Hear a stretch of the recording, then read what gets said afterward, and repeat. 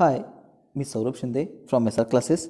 आज आपण MCom part 2चं कॉर्पोरेट फायनान्शियल अकाउंट या सब्जेक्टचं प्रॅक्टिस टेस्ट बघतोय. बघा, मॉक टेस्ट बघतोय युनिव्हर्सिटी ऑफ मुंबईची. बघा, ही गुगल फॉर्ममध्ये टेस्ट आहे.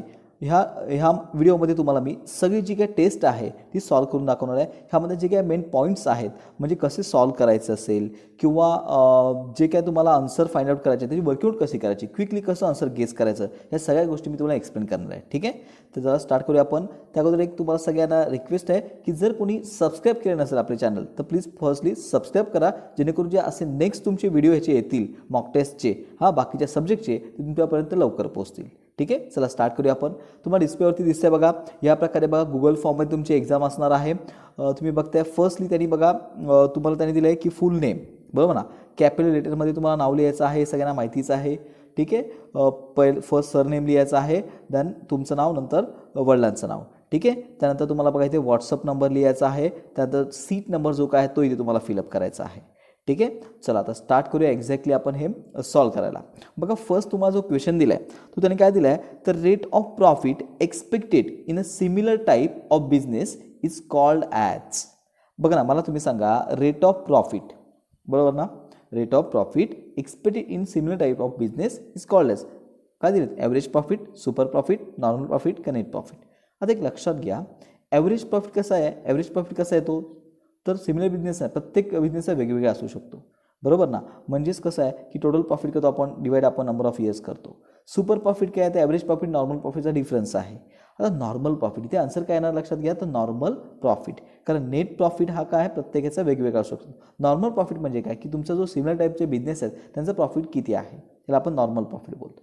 ठीक आहे, समजलं. त्यामुळे ह्याचं जे आन्सर आहे ते असणार आहे तुमचं नॉर्मल प्रॉफिट.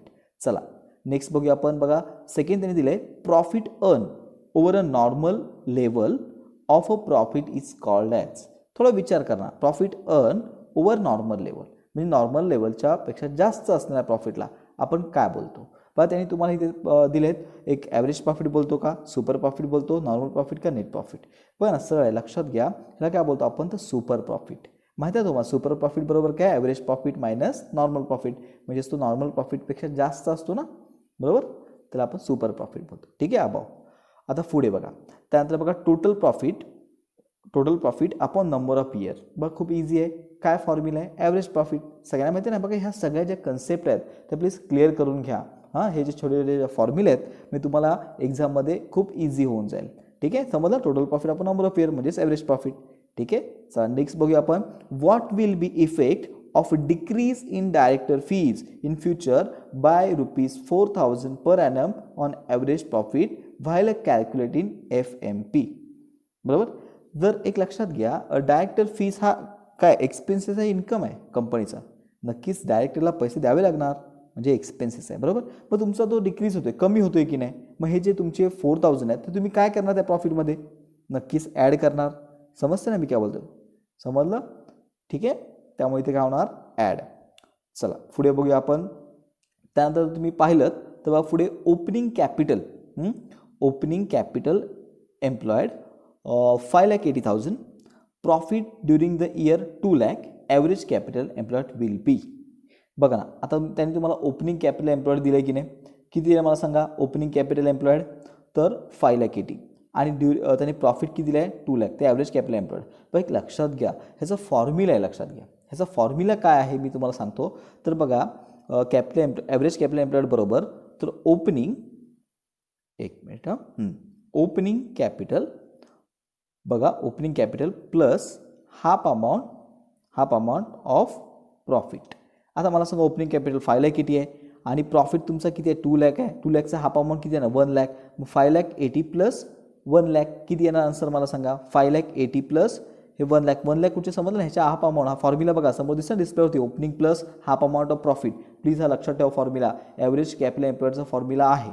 ठीक आहे, समजलं इथपर्यंत मी काय म्हणतोय. त्यामुळे हे 5,80,000 प्लस हे 2 लाखचे हाफ अमाऊंट 1 लाख, असे 6,80,000 तुमचा आन्सर येणार आहे. समजलं कसं आलं, 6,80,000 असं. ठीक आहे, पुढेची मी फॉर्म्युलाही तुम्हाला डिस्प्लेवरती देईन, पुढचं सेम ह्याच टाईपचं एक्झाम्पल आहे त्यावेळी. चला नेक्स्ट बघूया. इथे बघा क्लोजिंग कॅपिटल एम्प्लॉयड आहे. तुम्हाला इथे बघा जरा फरक समजून घ्या. पण इथे तुम्हाला ओपनिंग कॅपिटल दिले आणि इथे तुम्हाला क्लोजिंग कॅपिटल दिले, बरोबर. तुम्हाला डिस्प्लेवरती दिसतात बघा फॉर्म्युले. हां, ओपनिंगचा बघा ॲव्हरेज कॅपिटल एम्प्लॉयड बरोबर ओपनिंगचा काय आहे, opening plus half amount of profit, आणि क्लोजिंगचा काय बघा, closing capital minus half amount of profit. हा फरक आहे, दिसतो ना डिस्प्लेवरती दिसतंय बघा तुम्हाला. ठीक आहे, ते फॉर्म्युला आपल्याला यूज करायचे. चला आपण ह्याला तो यूज करूया बघा. क्लोजिंग कॅपिटलचा फॉर्म्युला काय म्हटलं मी, क्लोजिंग कॅपिटल 4,80,000 मायनस काय, तर त्या प्रॉफिटचे हाफ अमाऊंट 1 लाखचे हाफ किती येणार 50,000. मग 4,80,000 प्लस 50,000 करा, समजते ना. 4,80,000 प्लस 50,000 करा, किती येईल टोटल. हां सॉरी प्लस नव्हे, आता म्हटलं तुम्हाला मायनस होणार.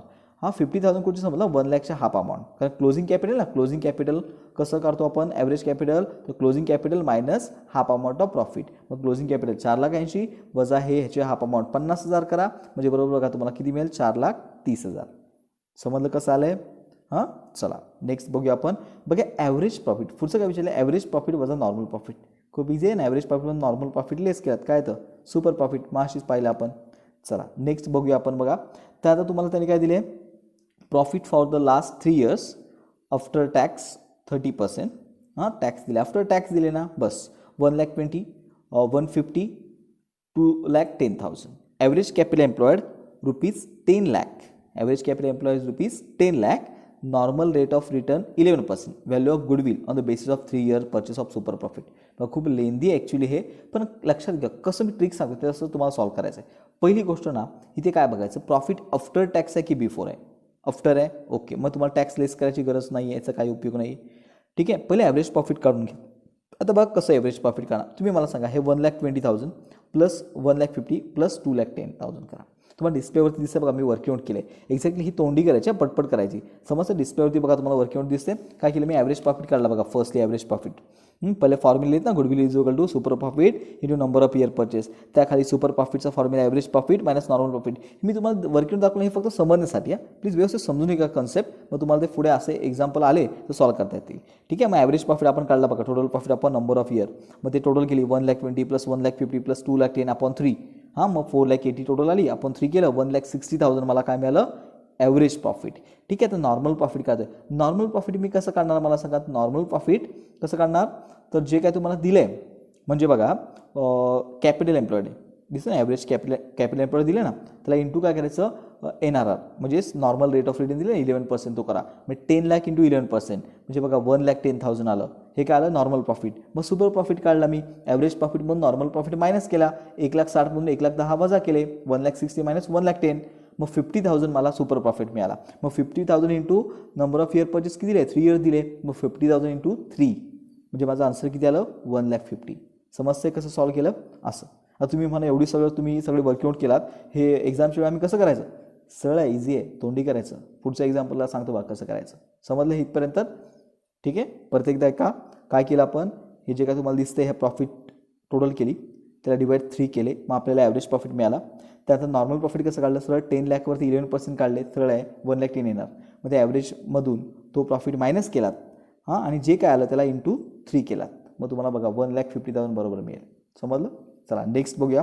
बघा पुढे तुम्ही इथे बघा तुम्हाला दिसते profit of for last 3 years before. बघा इथे महत्त्वाचं बिफोर आहे. मगाशी काय होतं, हां मगाशी काय होतं इथे, आफ्टर होतं की नाही, आफ्टर टॅक्स होतं बघा इथे. हां आणि आता काय पुढे इथे बिफोर टॅक्स आहे. ठीक आहे, बिफोर टॅक्स म्हणजे काय, तुम्हाला 30% टॅक्स आहे ना, ते तुम्हाला लेस करावं लागणार आहे. ठीक आहे, चला बघूया ना.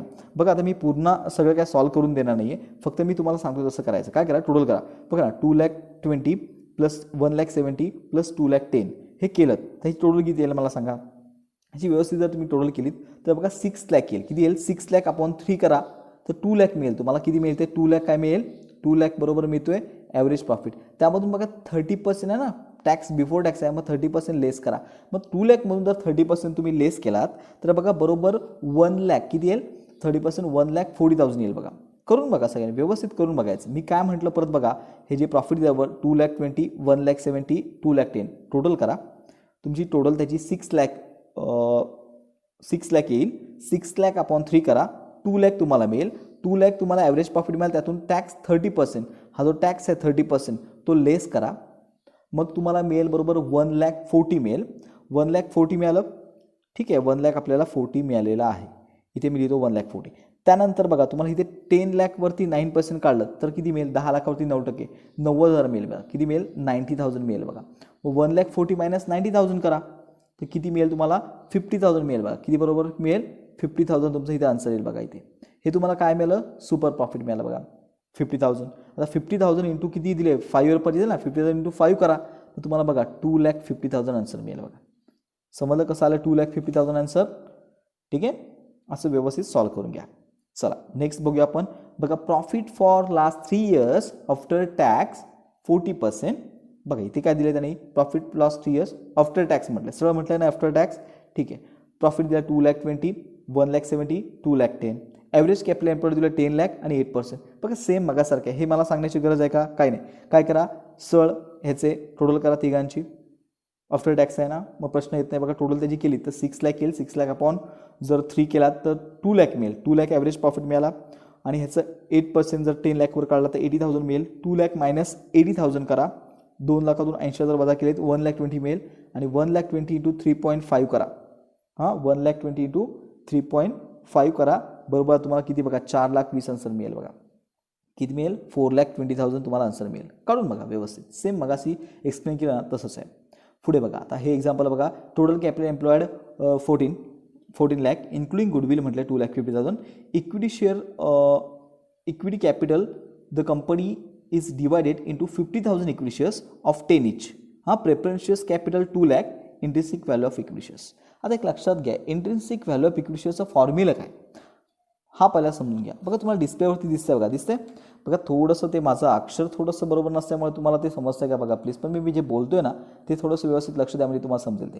बघा intrinsic value of equity shares is equal to काय फॉर्म्युला लिहिलं आहे, asset available to equity share holder upon number of equity shares.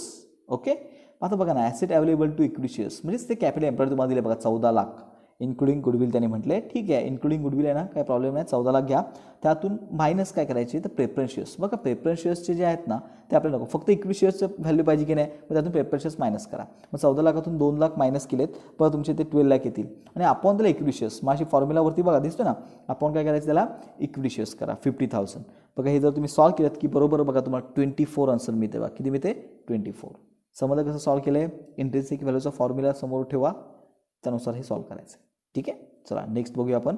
पुढे टॅन्जिबल फिक्स असेट 6 लाख दिलेत, गुडविल दिले 2 लाख, डेटर्स दिले 1,80,000, स्टॉक्स दिले 2 लाख, हां 2 लाख बरोबर 2 लाख, करंट लायबिलिटीज दिले तुम्हाला 2,80,000, बँक लोन दिले 2 lakh. Normal rate of return 12%, normal profit for the purpose of goodwill calculation. Normal profit करायचं आहे. आता नॉर्मल प्रॉफिटचा फॉर्म्युला काय मला सांगा, काय नॉर्मल प्रॉफिटचा फॉर्म्युला आहे तर average capital employed into NRR आपण 100. NRR दिले, ॲव्हरेज कॅपिटल एम्प्लॉयड करावं लागेल. आता ॲव्हरेज कॅपिटल एम्प्लॉयड म्हणजेच काय तर नेट ॲसेटची टोटल, त्यातून लायबिलिटीज मायनस करायच्या. बघा डिस्प्लेवरती दिसतं ना तुम्हाला, ते मी सोल्युशन दाखवलं आहे बघा. हां, ते आपण ॲव्हरेज कॅपिटल एम्प्लॉयड केला, ॲसेट मायनस लायबिलिटी केल्या, जे ॲसेट दिल्यात ना तुम्हाला इथे बघा दिसत ना ॲसेट, ह्या सगळ्या ॲसेट ॲड करा. त्यामधून लायबिलिटीज दिसत ना, ह्या 2 लायबिलिटीज आहेत त्या मायनस करा. बघा तुम्हाला तिथे मिळेल बघा 7 लाख तुम्हाला काय मिळते ॲव्हरेज कॅपिटल एम्प्लॉयड. मग 7 लाखवरती 12% काढा, 7 लाखावरती 12% काढलं 84,000 मिळेल. समजलं कसं काढलं आहे, 84,000 तुमचं इथे आन्सर येईल. ठीक आहे, चला नेक्स्ट बघूया आपण. मग तुम्हाला पुढे दिसते profit and losses for the year 2015 to 2019 after 30% tax were 1 lakh, 1,20,000, 1,80,000, 60, 40 respectively average profit will be. खूप इझी आहे, सोपं आहे.